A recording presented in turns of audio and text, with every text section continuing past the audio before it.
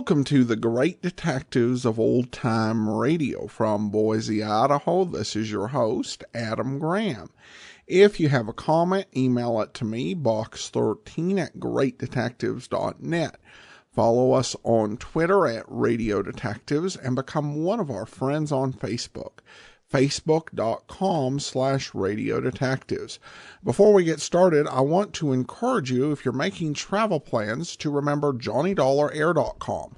JohnnyDollarAir.com is a Priceline affiliate, so part of your purchase price goes to support the Great Detectives of Old Time Radio at no additional cost to you. So remember, when making your travel plans, check JohnnyDollarAir.com first. All right, well, now it's time for today's episode of yours truly, Johnny Dollar. The original air date is June the 25th of 1961, and this one is The Imperfect Crime Matter. Johnny Dollar. Hi, Johnny. This is Lou Little over here at State Unity Life. Lou, it's about time I got a call from you. I know. But then our nice, quiet, wealthy clientele hasn't been giving us any trouble. Up to now. What's the problem now? Johnny, I've got a crazy writer on my hands. Well, maybe not crazy. Actually, he's a very nice old guy, but you know how writers are. Do I? Well, don't you? Only writer I have any contact with is Johnstone, the man who dramatizes these cases of mine to put them on the air. And he's perfectly normal? Well, let's see. He's kind of a nut about fishing. Is he? If it isn't fishing, it's something else. So help me. Every one of them is, well, they've got some peculiarity. Look, Lou. If liking to fish is a peculiarity, I'm the nuttiest guy around. Well, you know what I mean. They get so wrapped up in things. Anyhow, this author, is a nut on murder. Writes nothing but murder stories. That's all he thinks about. So that makes him a killer? Can you think of anyone better qualified to plan a perfect crime? You have reason to think something like that's going on, Lou? Maybe. Maybe you better come on over here and let me tell you about it. Yeah. Maybe I better.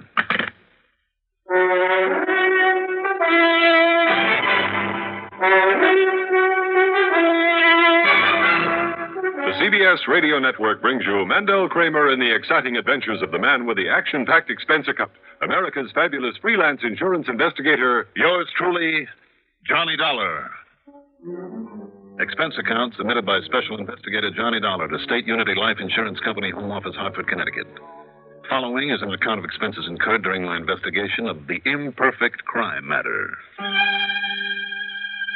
Expense account item 1, $4.26 for a tank full of gas. As long as I could fill up my own car on the expense account, why not? When I got to his office, Lou Little wasted no time in getting to the point. Bodyguard. Well, I'd say that's up to you after you've heard the facts in the case. Go ahead, shoot.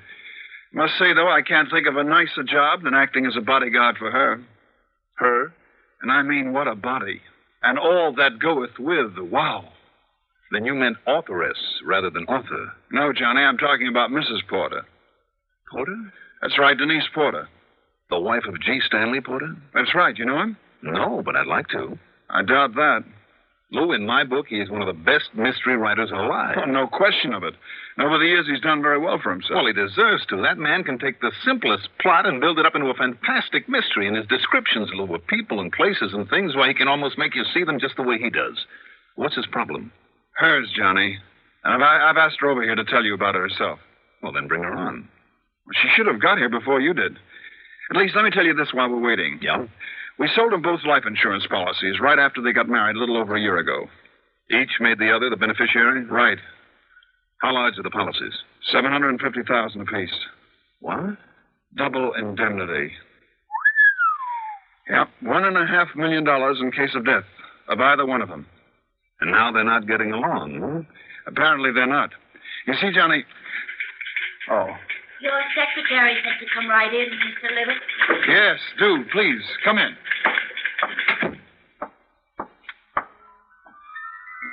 And suddenly I began to hear sweet music.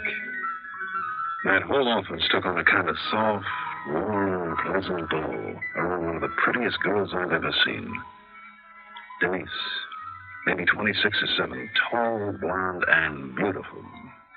Her complexion, faintly tanned, was flawless, and her figure, well, her expensive, carefully tailored clothes, even the few carefully chosen pieces of fine jewelry she wore, seemed almost tawdry compared to the girl herself. Her eyes were a warm, rich brown. Yet there was a twinkle there, a sparkle that was almost an invitation. But into her eyes, as she talked to us, came what? Apprehension? Fear? I'm not sure, but it was disturbing. And it isn't as though my husband hasn't been good to me. He has. Almost too good. A little too considerate. But, well, there's been something insincere about it lately. Ask me, Johnny. It's like giving the condemned one a hearty last meal. That's a horrible way to put it, Mr. Little. Oh, maybe that's what it amounts to. Yes, he's been so moody, so morose lately. Why? Have you given him any cause? No, of course not. I'm afraid it's just because... Well, you see, Go on, Denise. Johnny, I don't know how to say it. I thought that our marriage would be different, not like the others. You've been married before? No, but he has. And I just found out all about it. And not just once, Johnny, but 4 times. 4 other wives. Happy as a lark with every one of them, too, for a couple of years. And then? Then each of them died. Suddenly, unexpectedly. Under suspicious circumstances? Apparently not at all. Apparently a couple of them were accidents. But mind, I use that word, apparently. He's such a master of the perfect crime, Johnny. In his writing, I mean. But don't you see? That's all he thinks about. Planning perfect crimes, perfect murders. It's almost an obsession with him. And when I found out that right after each of them died, he'd written another book about the murder of a woman... But to commit a crime and then put it into a book would be ridiculous. What I said about authors still goes, Johnny. Well, do you or you, Denise, have any real reason for thinking that he might have murdered his other wives? 4 in a row? And each of them after only a year or 2? And each of them well insured? Doesn't prove anything, Lou. Not the least suspicious, huh? Well, of course I am, but if nobody's been able to prove anything, why... I'm scared, Johnny. The way he's been acting lately. And this not knowing what he's thinking or planning. If only I could know what he's writing about. Locked up there in his study every day, all day long, most of the night.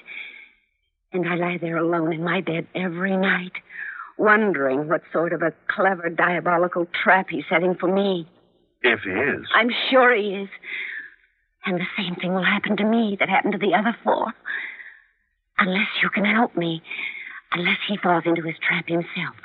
How long has this been going on, Denise? Months now, Johnny. Several months. So she finally called this morning and asked for you. Please, Johnny.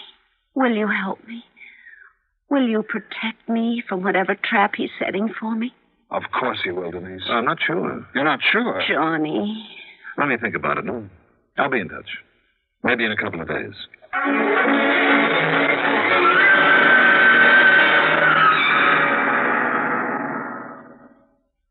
If you ever suffer a touch of arthritis or rheumatism and you've never tried Mentholatum Deep Heating Rub, you can't know how good its deep heating action can make you feel.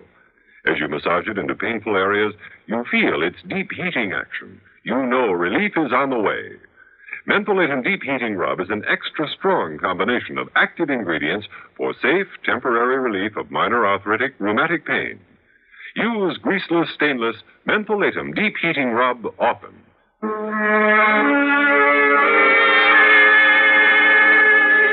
I went back to my apartment to think this one over. I couldn't imagine anything pleasanter than acting as a bodyguard for beautiful Denise Porter. But the more I thought about it, the more I wondered. No question but that an author, constantly preoccupied with planning the perfect crime, would be the most likely to get away with it, or at least to think he could. I'd told Denise I wasn't sure if I'd take on the case. I was sure. Only I didn't want her to know it. Not yet. Especially in view of the fact that when she pulled a handkerchief out of her bag in Lou's office, a plane ticket had dropped out. A ticket to New York. Okay, item 2, 90 cents for a phone call to New York to my old pal, Lieutenant Randy Singer of the 18th Precinct. Then I hopped into my car and drove out to the home of G. Stanley Porter, author. It was an old place, but in its way, a very handsome one. The front door of heavy oak led into a large reception hall, its floor of polished marble. At the right was the entrance to a huge living room. At the left, a long, straight staircase, also of oak, going up to the second floor in a sort of gallery with various bedroom doors facing on it. But I'm getting ahead of myself. That front door was opened for me by a man in his late 50s, tall, well-built, handsome, with a shock of white hair. Yeah? Mr. Porter? That's right. My name is Dollar, Johnny Dollar. Oh, come in, Mr. Dollar. By all means, come in. Thank you. I don't know what brings you here, but I can assure you it's a real pleasure to see you. Thank you again. I've been following these exciting exploits of yours for years on the radio. I'm glad to hear that. Let's see now. About 6 feet, huh? That's right. Perhaps 160 pounds. On the nose. Dark hair and eyes of gray, is it? Mm-hmm. And built like a steel spring, I'm sure. Just the way I've always visualized you. But, what I can do for you? Your wife isn't at home. Oh. I see. She's been checking with you or one of your companies about our insurance. Something like that, yes. Well, now, I'm sorry, Mr. Dollar, but I can assure you we have all we need, and surely they aren't making you fill in your time as an ordinary salesman. No, Mr. Porter. It's just that where policies the size of yours are involved, we like to keep in touch, that's all. Well, it's a matter of making sure that we're hale and hearty and able to keep up these fantastic premiums they charge for a man of my age. I can assure you that everything's all right. Well, seeing this home of yours and the way it's kept, I'm sure it is. No, I'm a writer, you know. I certainly do know. I've read and thoroughly enjoyed most of your books. And things have been going nicely for me, financially, I mean. And, well, as long as I have the money, I like to surround myself with beautiful things, this home, the garden, beautiful paintings. And a beautiful wife. Yes. Denise is beautiful, isn't she? Very. Young, beautiful, full of vitality. Yes, I'm very lucky for a man of my age. And I suspect that all she needs to do is ask, and you give her everything she wants. Everything? Well, I try, but working the way I do, the long hours alone. You see, Dollar, my writing is a sort of compulsion. Writing is my whole life.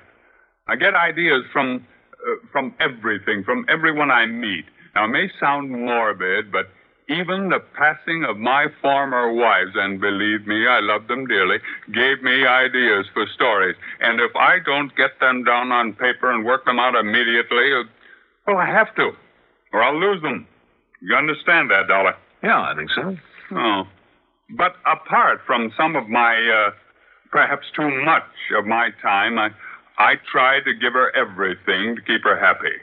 And, of course, when I die, she'll have not only my insurance, but other things and money as well. It's the least I can do when you consider how she nursed me back to health from an almost fatal illness. And if she dies before you? Have that happen again? Lose her, my little Denise, the way the other... Sorry, Dollar, forgive me. I'm sorry she isn't here. She went down to New York with some of her girlfriends, and she won't be back until after the theater. Mm-hmm. Well, it really doesn't make any difference, I guess. As long as you're here, come along. Up to my study, second floor. Only it's really where I practically live these days with the book I work on. Oh?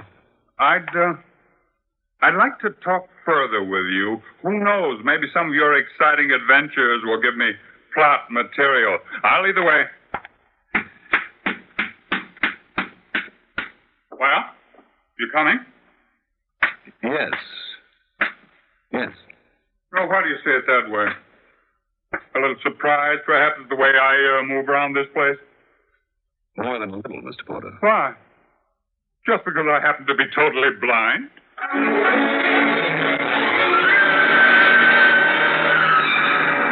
Up there in his study, only it was a small, complete apartment. I tried to speak further with Mr. Porter about his wife.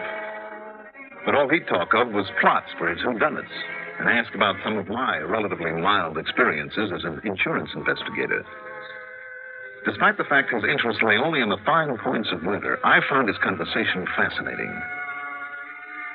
Later, after making and pouring enough cocktails to give both of us a bit of an edge, he opened the door of a sort of a built-in kitchenette and fixed one of the most delicious steak dinners I've had in years. And with such ease and sureness of touch, I almost forgot that he was completely blind. Well, enjoy your steak, Johnny.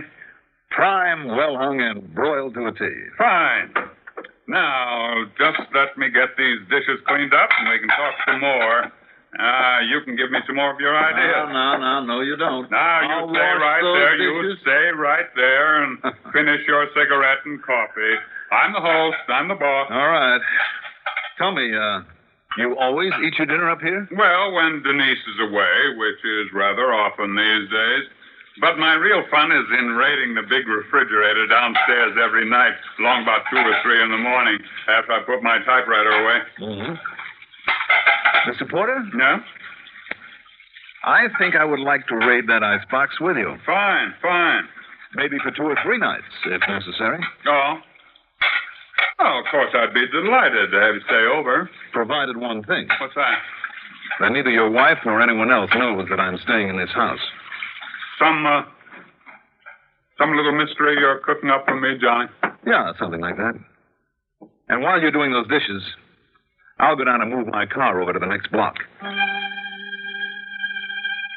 A hunch? No, not at this point. Just lay it to experience. Some long, sometimes pretty unpleasant experience. When I went out to move my car, I put in another call to New York. That's item 4 to Lieutenant Randy Singer. And what he had to say told me that I'd guessed right. That's right. He met her at the plane. She got off alone? All alone. No, I don't know yet who he is, Johnny, but don't worry. I'll find out for you. And where'd they go? Well, like I said, before they started the round of the nightclubs, they made that one stop. At a machine tool supplier's. Yeah. And all he bought and gave to her was a... Yeah, you told me. Okay, Randy. Thanks a lot.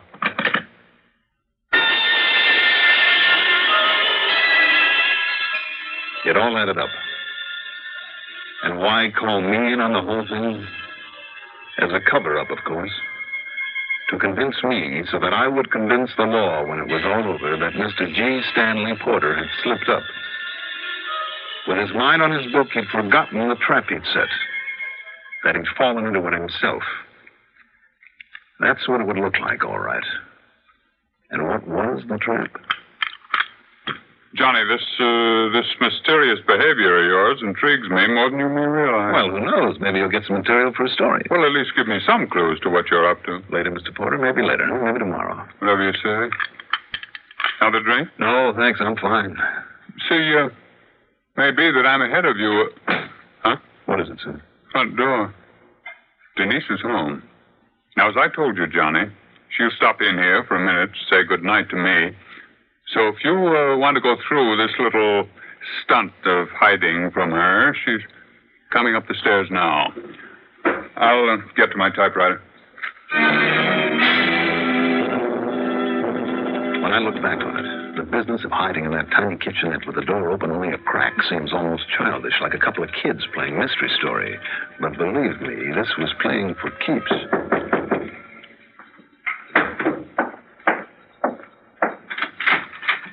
Still working, darling? Yeah, usual. Did you enjoy the play, my dear? Oh, the other girls seem to like it. How was it all about? Oh, you know, usual thing.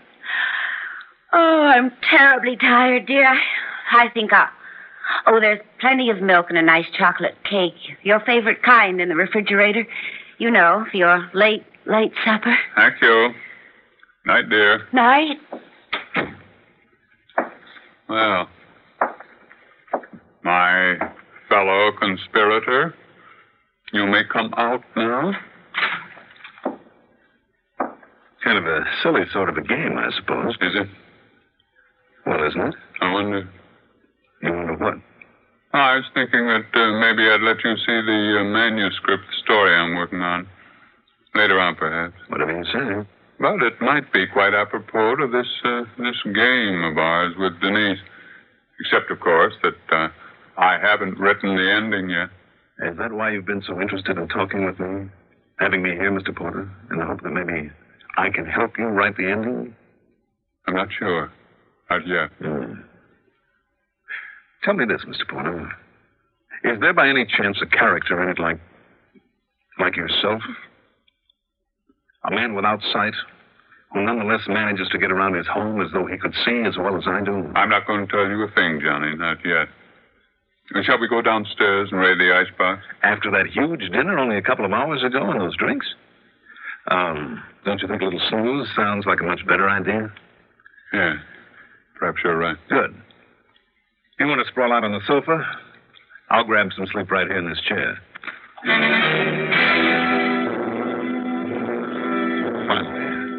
After what seemed like a couple of hours, he began to snore, softly but deeply. Quietly as possible, I slipped out of the room and to the head of the long, dark staircase that led to the marble floor of the reception hall far below. Then, carefully feeling my way, one step at a time, I started down. And there they were, on the fourth step from the top. There must have been a couple of dozen of them. Small, smooth, steel ball bearings that she and her boyfriend in New York had bought. Had Porter ever stepped on them in one of his usual quick flights down those stairs, nothing in the world could possibly have saved him from crashing to the stone floor below. And when it was over, she could have gathered up those ball bearings, disposed of them, and nobody would have known the fall wasn't an accident by a blind man who simply missed a step that he couldn't see. There'd be nothing to suggest that he was pushed down the stairs because he wasn't. No marks where a wire might have been stretched across because there was none. No sign at all of what really happened. Carefully, still feeling my way in the dark, I collected the ball bearings from the stair tread and put them in my pocket. Then I went back up and started feeling my way back to Mr. Porter's. That's all right, Johnny. Mr. Porter. I've seen now what you planned for me. Or rather, my ears have told me. I'm sorry, Mr. Porter. And it looks as though you have given me an ending to my story, doesn't it? You mean your story is about this? About Denise? And her having got tired of living with an old man? About her lover in New York? Yeah. I'm afraid I've known all along, Johnny, about a lot of things. And a man of my age married to a lovely young girl, only half his age. I guess that's why I felt in the beginning, Mr. Porter, that if one of you were plotting to kill the other, it wouldn't be you.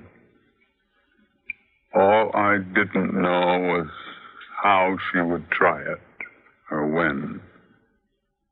What'll you do now, sir?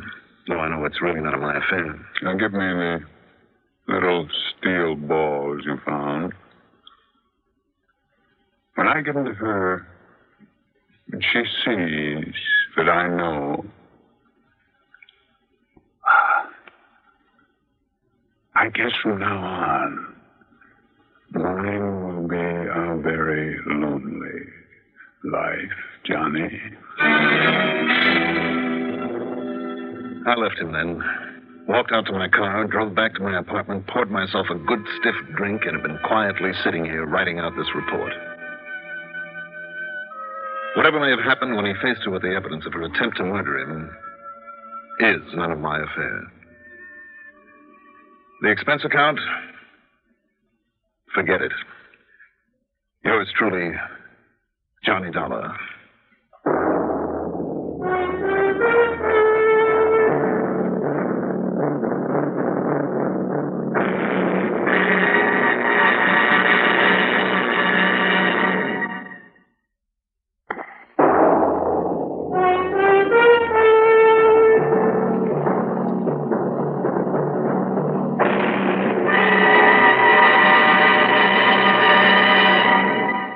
Now, here is Mandel Kramer to tell you about next week's story. Next week, I start out to collect a small debt, but instead I collect a bullet. Join us, won't you? Yours truly, Johnny Dollar.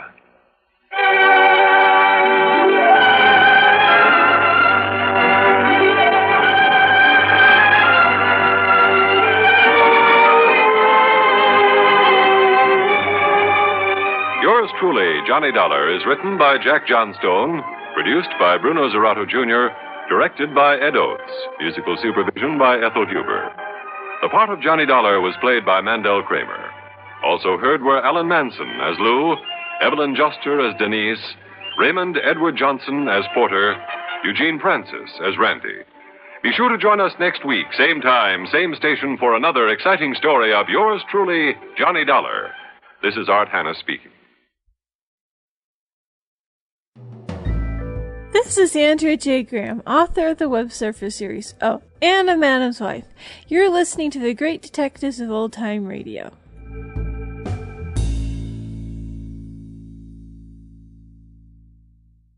Welcome back. Well, a really good episode, and we haven't had this type of episode on Johnny Dollar in a while, where you have a story where there's a guest character who you connect with emotionally, like the character of Porter in here. And it's really good acting by Raymond Johnson, and Mandel Kramer gets to show some of his dramatic chops in a way Reddick wasn't given the opportunity to, at least in the episodes that we have existing. It's also worth noting here that we now have 3 series on the podcast that originated in New York, which is really odd because usually we just have at most 1 or 2. But for the next year, essentially, we'll have at least 3 episodes a week coming from New York, which is going to give us a different feel for a very different group of actors than we've usually gotten, because I think it's fair to say the Hollywood-based series have dominated what we've shown on the podcast. At any rate, it's time for listener comments and feedback.